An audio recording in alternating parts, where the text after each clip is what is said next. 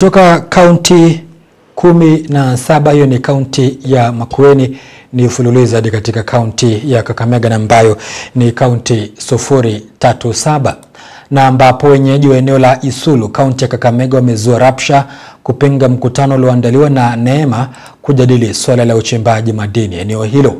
Aidha, inadaiwa kuwa watu kadhaa wanadaiwa kupigwa risasi na maafisa wa polisi, huku maafisa kadhaa pia wakijeruhiwa katika rapsha hiyo.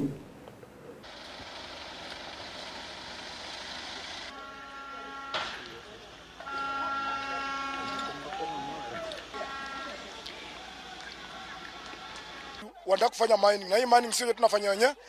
Venye tunaongea hivyo wameo wase wetu huko wase watano washakufa. Shanta wanataka kubai Kolomani, sisi tumekataa tuwapei. Tunaendelewa, Kenya kinaendelea ni mabullet hapa juu ya mining.